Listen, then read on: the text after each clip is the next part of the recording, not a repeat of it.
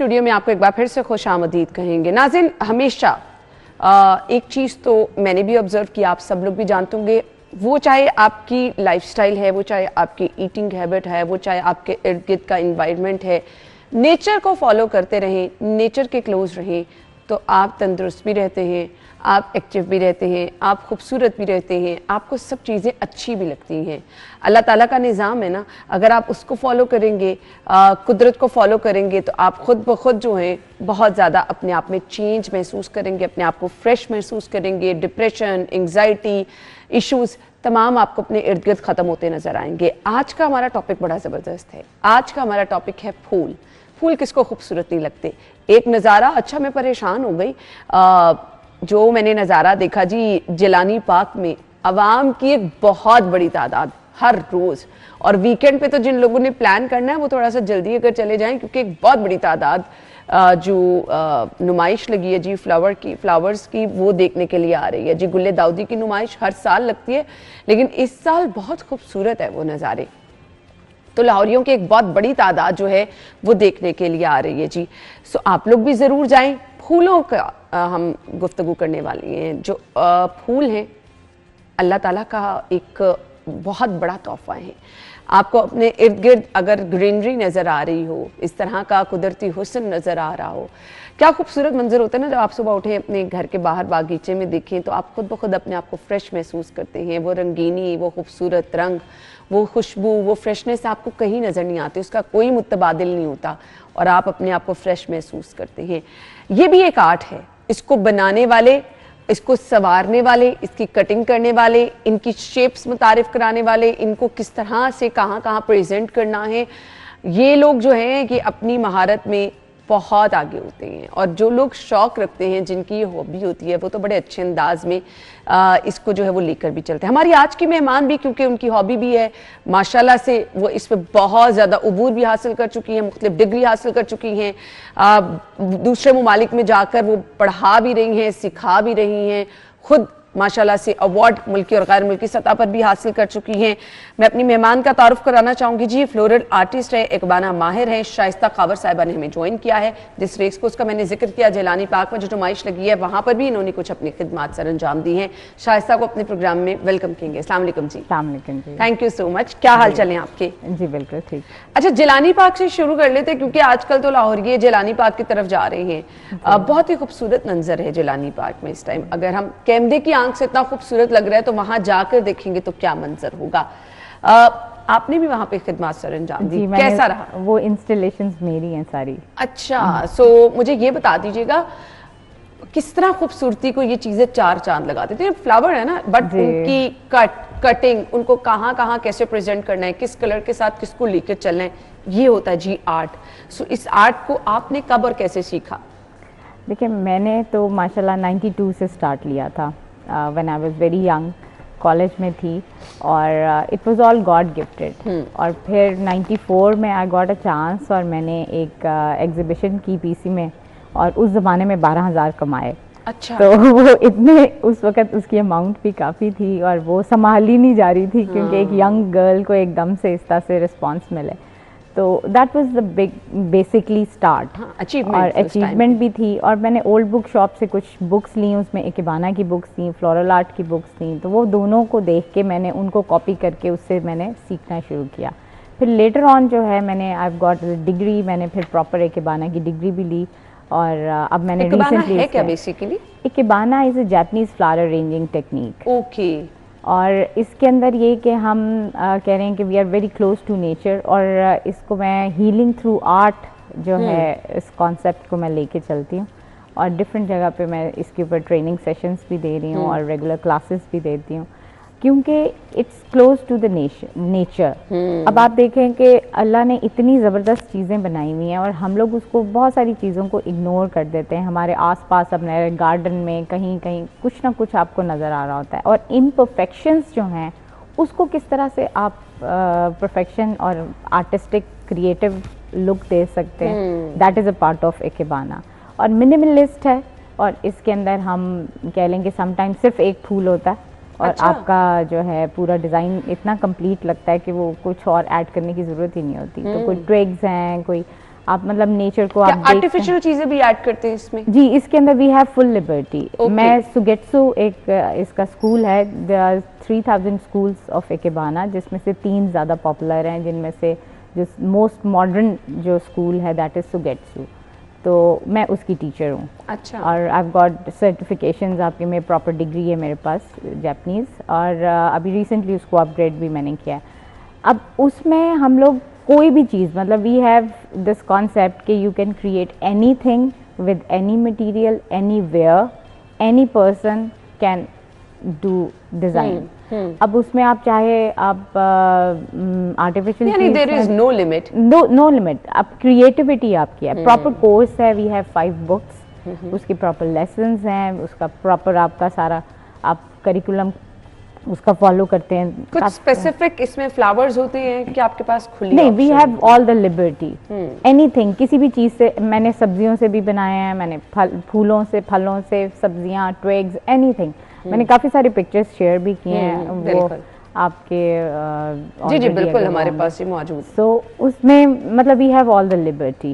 और जो सबसे बड़ी बात है वो ये कि आजकल के ज़माने में आपके पास इतनी हेक्टिक रूटीन है, स्ट्रेस है, एंजाइटी है, फिर टेंशन्स बहुत ज़्यादा हैं, और ख़ास तौर पे जैसा यंग जनरेशन हो गई या आपकी ओल्डर जनरेशन, अब उन दोनों को, वैसे तो हर एक के लिए मेरे ख्याल से बड़ा इंपॉर्टेंट है, और इसमें मेल फीमेल का भी कॉन्सेप्ट नहीं, क्योंकि मैं डिफरेंट इंस्टीट्यूशंस में भी जाके सेशंस देती हूँ, तो मुझे याद है जब मैं जीसी यूनिवर्सिटी सेशन दे रही थी तो उधर वर्कशॉप के अंदर काफ़ी सारे लड़के भी थे। अच्छा। तो वो they were very excited while creating the design.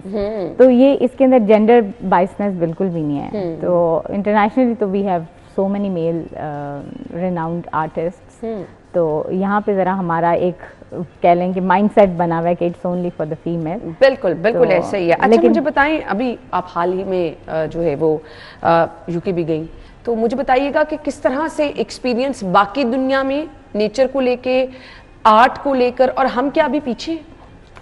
वैसे टू बी वेरी ऑनेस्ट, हम लोग किसी भी ज़माने में किसी भी जगह पे हम कम नहीं हैं। अच्छा। किसी भी इंटरनेशनल स्टैंडर्ड से कम नहीं है। We have so many creative designers in Pakistan, लेकिन मसला सारा ये है कि हमारे यहाँ पे रिकग्निशंस इतनी ज़्यादा नहीं होती, और इतना ज़्यादा उसको कह लें कि वेटेज नहीं दी जाती। अदरवाइज़ हम लोग तो बस जाते हैं, जाके फॉरनर से सीख कर आ जाते हैं कि जैसे दे आर द बेस्ट और उस तरह से। लेकिन माशाल्लाह मैं 2011 कम नहीं, मुझे लगता है कुछ वसाइल की कमी है, कुछ हम उस तरह से अपनी वसाइल के अलावा मुझे लगता है कि थोड़ा सा अपॉर्चुनिटीज़ जो हैं उनको अवेल करने का भी होता है। Opportunities are there. अब जैसे मैं 2011 से I am giving teaching sessions in UK, और वहाँ पर जो मेरी स्टूडेंट्स हैं उनमें 94 इयर्स 92 इयर्स की भी एक्सपीरियंस्ड आर्टिस्ट्स हैं, उनके जो नेशनल डेमोन्स्ट्रेटर्स, टीचर्स जो सीख रहे हैं। अभी भी मैं रिसेंटली गई हूँ तो उनका एक ग्रुप था, वो देवर ऑल एक्सपर्ट्स, और उनका नेशनल डेमोन्स्ट्रेटर्स, जजेस, टीचर्स, इवन चेयरमैन, वो एक पूरा ग्रुप था, and they wanted to learn from me. अच्छा, अब ये वो चीजें हैं जो कि हम शौक के बगैर नहीं कर सकते ना, ये पैशन है। पैशन है। अब ये महंगा शौक है? नहीं, बिल्कुल भी नहीं। मैं आपको जैसे बताया कि एट टाइम्स इंस्पिरेशन होती है, किचन में जाती हूँ तो सब्जियां पकड़ के उससे कुछ बना लिया, तो मतलब इसमें कोई इतना महंगा नहीं है, आप आसानी से कर सकते हैं। बस इसके लिए नियत होनी चाहिए। बिल्कुल, आपको शौक होना चाहिए, पैशन, वो तो किसी भी काम के लिए जरूरी है। अपने घर से ये आगाज किया, घर में छोटी छोटी चीजें बनानी, इसके अंदर बहुत आसानी है। अब इसमें ये कि actually we don't think out of the box. मुझे लगता है कि पहले हमें थोड़ा सा out of the box thinking pattern अपना रखना चाहिए। हमें लगता है कि पता नहीं जब तक डिग्री नहीं होगी हम कर नहीं सकते। अब आई हैव गॉट 3 डिग्रीज जो कि बिल्कुल ही आर्ट से डिफरेंट है। मैंने MBA किया हुआ है, कंप्यूटर्स में मास्टर्स है, MIS है, और मैं टीचिंग भी 18 इयर्स टीच भी किया है। मेरे मिनिमम क्लास A लेवल्स थी। अच्छा, अब मुझे ये बता दें, अगर कोई स्टार्ट करना चाह रहे हैं फूलों की सजावट, तो हमारे पास जरूरी क्या चीजें हैं जिनसे हम कुछ प्रैक्टिस में सबसे ज्यादा जरूरी चीज जो है वो ये है कि दे कैन कनेक्ट। और जिस तरह आई एम गिविंग क्लासेस, तो उसके अंदर ये कि ट्वाइस अ मंथ, 2 दिन आपके लिए पूरे महीने में निकालना कोई बड़ी बात नहीं है। सो दे कैन स्टार्ट क्लासेस। अब उसमें ये कि थोड़ा थोड़ा Aahista Aahista they will have experience कि करना क्या है।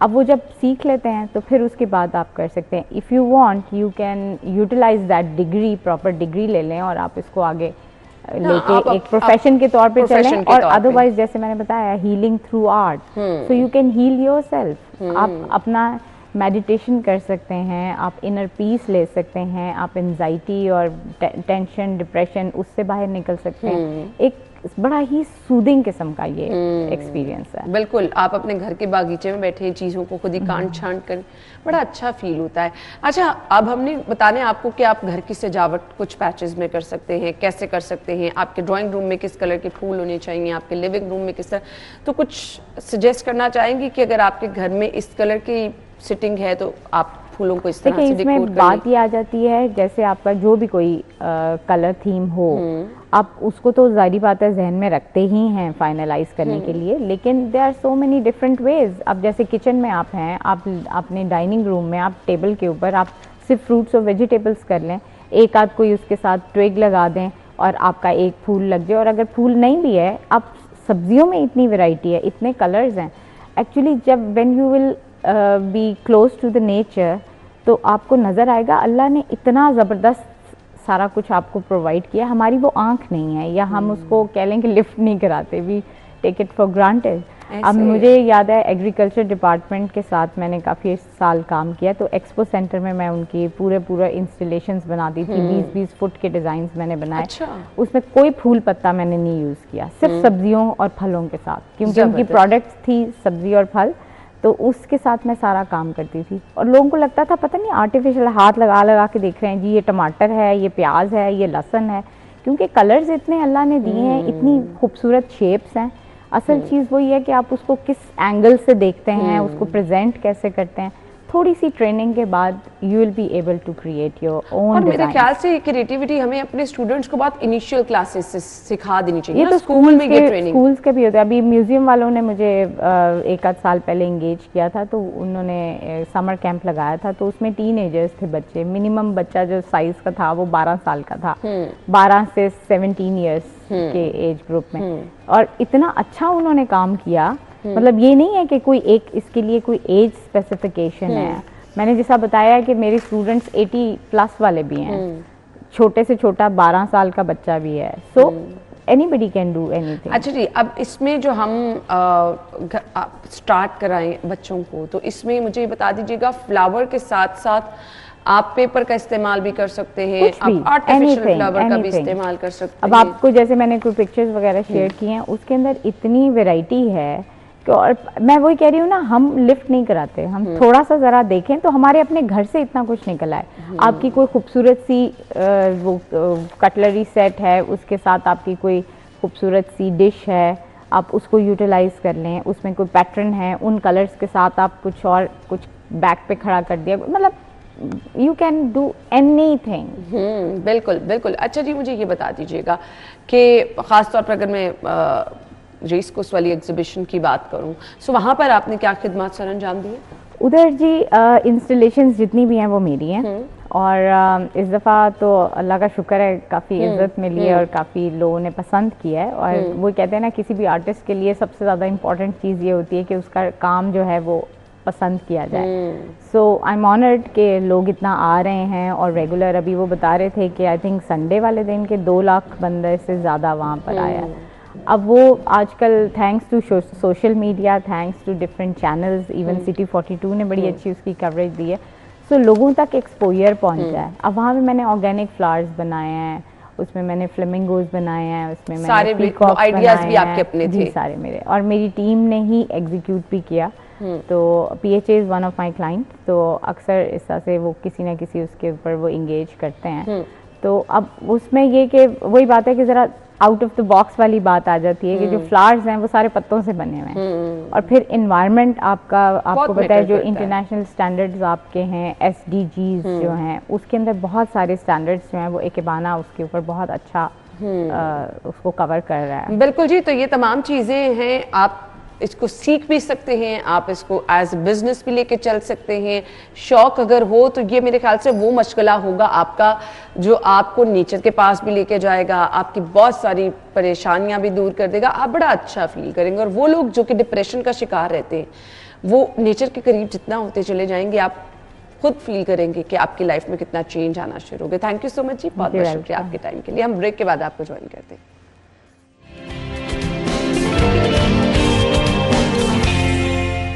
Welcome back once again. आज की बर्थडे लिस्ट की तरफ आ रहे हैं जी। 13 दिसंबर को जिनकी बर्थडे है जी, उनको हम विश करने जा रहे हैं जी। लीगी रहनुमा हैं चौधरी आसिफ खान म्यू, जिनकी आज सालगिरह है। हाशिम अली बेग, और इसके बाद जी आतिफ अली की सालगिरह है। और CNN से जी शेख मंजूर अहमद साहब हैं, जिनकी सालगिरह है। CRO हैं ये। सिटी न्यूज़ नेटवर्क के NLE हैं जी हसन अली खान, इनकी सालगिरह है। सिटी न्यूज़ नेटवर्क के ग्रुप हेड हैं जी टेक्निकल मोहम्मद इकबाल साहब, इनकी सालगिरह है।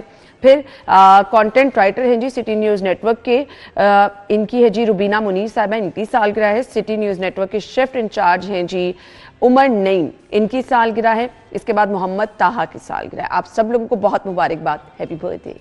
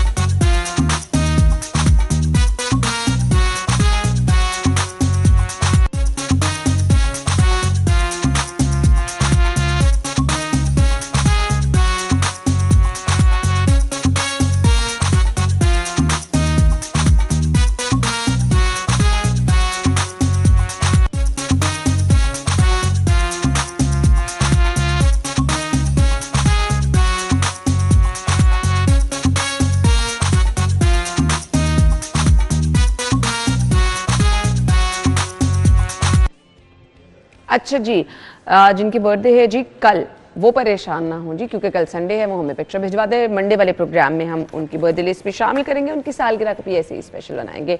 अपना नाम अपनी पिक्चर के साथ भेजिए और प्रोग्राम का हिस्सा बनिए। सेगमेंट शामिल करेंगे अगला, जो कि है आज के भाव।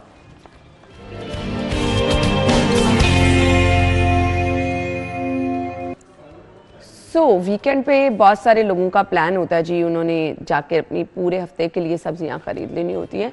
तो लहसुन, अदरक, प्याज वगैरह कोशिश होती है कि आपकी वीकेंड पे हम जाके ख़रीद आएँ ताकि पूरा हफ्ता सुकून से गुजर जाए। तो आपको आइडिया दे देते हैं जी कौन सी सब्ज़ी किस कीमत पे। तलहा की तरफ चलेंगे, ओवर टू यू।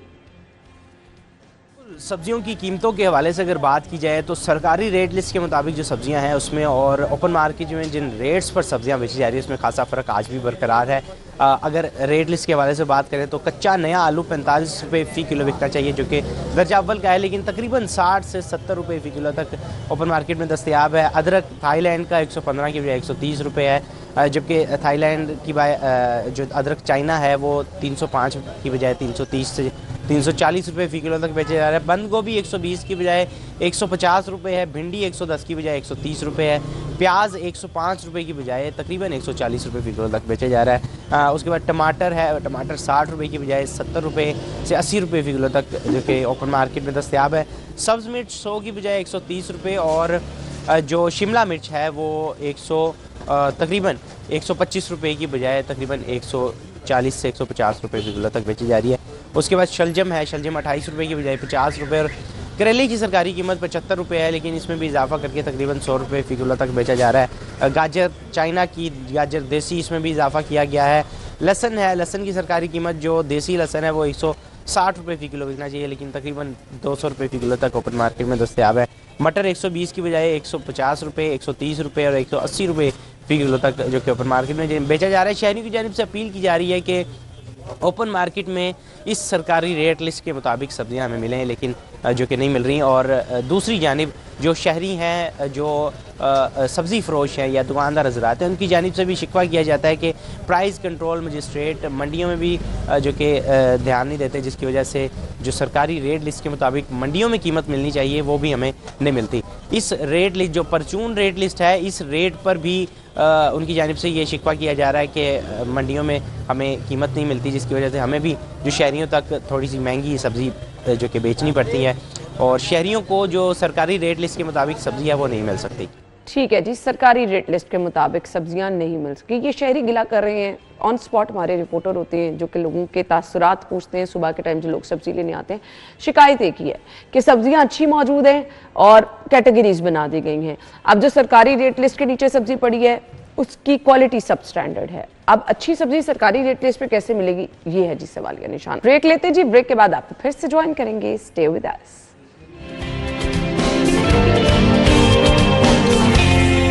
तो वीकेंड का शो हम इस तरह से प्लान करते हैं कि आपके लिए कुछ ज़बरदस्त सी चीज़ें लेकर आएं, ताकि अगर आप घर बैठे हैं तो आप घर बैठ के भी नाश्ते के साथ साथ हमारा शो एंजॉय कर रहे हो जी। आज के हमारे मेहमान बहुत ज़बरदस्त हैं, जो कि मिमिक्री भी करते हैं, बहुत खूबसूरत आवाज़ में गाना भी गाते हैं जी।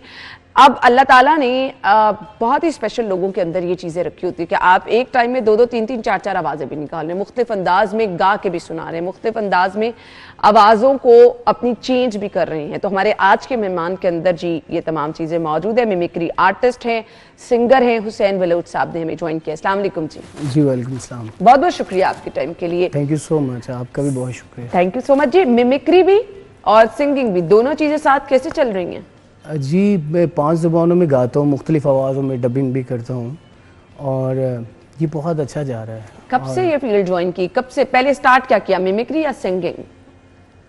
सबसे पहले मैंने मिमिक्री स्टार्ट की थी, और मिमिक्री से आस्ता आस्ता से जो है, वैसे मैं पेंट कॉन्ट्रैक्टर हूँ। अच्छा। मैं कोई इतना बड़ा सिंगर नहीं हूँ, लेकिन मैं अपना टैलेंट लोगों को दिखा रहा होता हूँ। सही बात, सही चीज। अच्छा मुझे ये बता दीजिएगा, मिमिक्री जब स्टार्ट की तो कैसा फीडबैक आना शुरू हुआ? किसको बहुत अच्छा आपको लगता है कि अब तक जो आप सबसे अच्छी कॉपी कर लेते हैं वो किसकी करते हैं? मैं डबल आवाज़ जो है, मिक्स आवाज़, जिस तरह के गर्ल्स और बॉयज़ की, मैं अच्छा, दोनों चले में। हमें भी सुना दे फिर। अस्सलाम वालेकुम, सिटी 42 के साथ मैं हूँ सना मिर्ज़ा, और इस वक्त मैं आपके साथ मौजूद हूँ मॉर्निंग शो में। और थैंक यू सो मच जी, बहुत शुक्रिया आपने मुझे यहाँ पर बुलाया, और मुझे उम्मीद है कि आपको अच्छा लगेगा। Thank you so much. अपनी आवाज़ भी चेंज करते हैं कि आपकी अपनी ओरिजिनल आवाज़ ही है? मेरी ओरिजिनल है। डबिंग भी करते हैं? डबिंग भी करता हूँ। अच्छा, तो मुझे बताएं, आसान काम है कि आप स्क्रीन सामने चल रही है, आपने उसके अकॉर्डिंग लिप सिंक देखते हुए आपने इसको कॉपी करना? क्योंकि पता है क्या, मुझे अक्सर लोग कहते हैं कि आप सन ग्लासेस क्यों लगाते हो। मैं सन ग्लासेस इसलिए लगाता हूँ कि 1000 लोग भी मेरे सामने खड़े हो ना, तो मैं अपने आप को तन्हा महसूस करता हूँ। अच्छा। वो इसलिए महसूस करता हूँ, मुझे वो मतलब कि मैं ऐसा था कि मैं कांप रहा होता था जब किसी के सामने कोई परफॉर्म करता था, तो मेरी टांगें कांपती थी इस तरह। अच्छा, वो एक अब स्टेज वाला आपके अंदर खौफ जी था। अब मुझे ऐसा, जब मैं ये सन ग्लासेस लगाता हूँ तो मैं अपने आप को तन्हा महसूस करता हूँ कि मेरे पास कोई भी नहीं है, मैं अकेला हूँ। यानी जितनी मर्जी आवाम जितनी मर्जी आवाम खड़ी हो, करोड़ों की तादाद में हो, मुझे तो आप कोई परफॉर्म कर लेते हैं? मैं अल्हम्दुलिल्लाह, मैं मेरा एक सॉन्ग है, सिर्फ एक ही मैंने सॉन्ग रिकॉर्ड करवाया, और बस लेकिन अल्लाह ताला इंशाल्लाह। चलें जी, अल्लाह ताला आगे भी आपका मौका दे। पसंदीदा आपके सिंगर कौन से हैं? पसंदीदा मेरे सिंगर राहत फ़तेह अली खान है, मैं उन्हें रूहानी उस्ताद भी कहता कभी हूँ। मुलाकात हुई? बहुत कोशिश की है, लेकिन इंशाल्लाह अल्लाह ताला। चलिए जी, हम दुआ गो हैं कि आपकी ये ख्वाहिश पूरी और हमारे ही प्लेटफॉर्म से आपकी आवाज़ उन तक पहुंच जाए। राहत फ़तेह अली खान साहब का कोई गाना सुना और दें। मैं आपको बताऊं, आपके प्रोग्राम में आने के लिए ना मुझे कई रुकावटों का सामना करना पड़ा, लेकिन मैं फिर भी उनको तोड़कर आपके पास इधर कैसी पहुंचा। रुकावटें? किसी ने आने नहीं दिया, मना कर रहे थे लोग? बस कुछ आपको पता है, क्योंकि कुछ दोस्त भी होते हैं कि यार आप कभी नहीं जा सकते, आप हो ही नहीं सकता, आप आगे नहीं बढ़ सकते, लेकिन वो तो वो दोस्त तो नहीं होते ऐसे ही है ना, जो रुकावटें पैदा करते हैं बस आपको, ऐसे ही। वो उनको दोस्त मत कहें आप आगे बढ़ते रहे। अल्लाह ताला ने आपको इतना जबरदस्त टैलेंट दिया, आप परेशान ना हो, इजी रहे। गाना कौन सा सुना रहे राहत फ़तेह अली गाना? खान का? मैं सबसे पहले वो जमात बेग का एक सॉन्ग है, वो मुझे पसंद है, मैं इसलिए, लेकिन मैं राहत का भी आपको सुनाऊंगा। रात यूं दिल में तेरी भूली हुई याद आई, जैसे वीरान में चुपके से पहारा जाए, जैसे सहराओं पे होले से चले बाद नसी, जैसे बीमार को बेवजह करारा जाए। आप बैठे हैं बालिल पे मेरी, मौत का जोर चलता नहीं है। आप बैठे हैं बालिल पे मेरी, मौत का जोर चलता नहीं है। आप बैठे हैं बालिल पे मेरी, मौत का जोर चलता नहीं है। मौत मुझको गवारा है, लेकिन क्या करूं दम निकलता नहीं है। बहुत ही जबरदस्त जी, बहुत ही जबरदस्त। मुख्तलिफ ज़बानों में भी आप मिमिक्री कर लेते हैं, जी, सिंधी, मैं- बलूची, पंजाबी, तो हमें भी करके दिखाइए। 5 ज़बानों में। हाँ, करके दिखाए ना हमें। सबसे पहले बलोची में सुनाता हूँ। दिलगुशी मई हमें यार दर्दम दया, दिलगुशी मई हमें यार दर्दम दया, मबसीयत खुदूं मन हमो हंद दया, दिलगुशी मई हमें यार दर्दम दया, दिलगुशी मई हमें। ये बोलो जी। जबरदस्त। और सिंधी? सिंधी में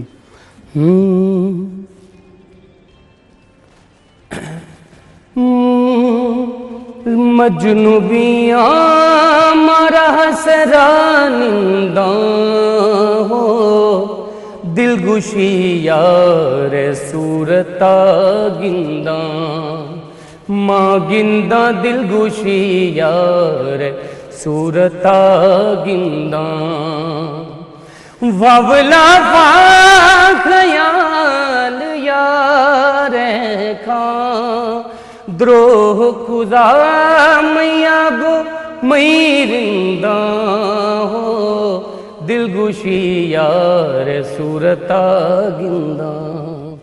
ये मीन्स के ये बलोची सॉन्ग थे ये दोनों। सिंधी में मैं आपको सुनाऊंगा। मजबूर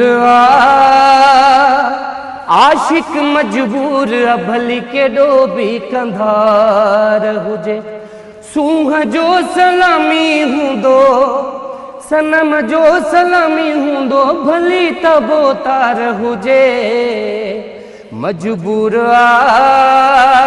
आशिक मजबूर भली के डोबी कंधार हुजे। ये जबरदस्त जी, जबरदस्त। हमारे मेहमान हमारे साथ मौजूद हैं जी। मैं बातचीत का सिलसिला आगे बढ़ाऊंगी, ब्रेक ले लेते हैं, ब्रेक के बाद आते हैं।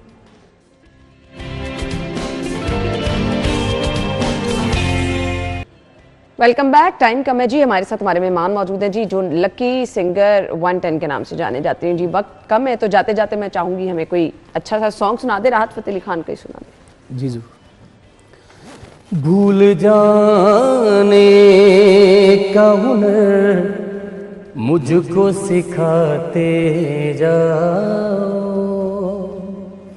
जा रहे हो सभी नक्श मिटाते जाओ, चलो रस्मन ही सही, मुड़ के मुझे देख तो लो, तोड़ते तोड़ते ताल्लुक को निभाते जाओ।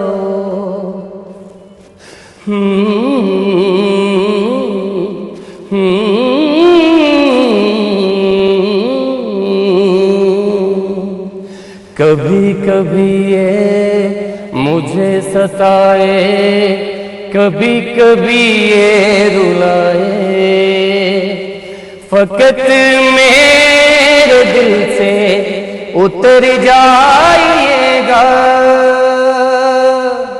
फकत मेरे दिल से उतर जाइएगा, बिछड़ना मुबारक बिछड़ जाइएगा। कभी कभी ये मुझे सताए, कभी कभी ये रुलाए, ना देरे रे ना देरे ना देरे रे, मैं समझा था तुम हो तो क्या और मांगू, मेरी जिंदगी में मेरी आस तुम हो। ये दुनिया नहीं है मेरे पास तो क्या, मेरा ये भरम था मेरे पास तुम हो।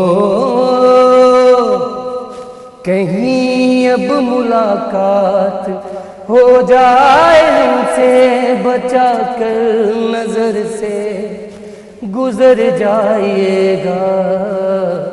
कभी कभी ये मुझे सताए, कभी कभी ये रुलाए।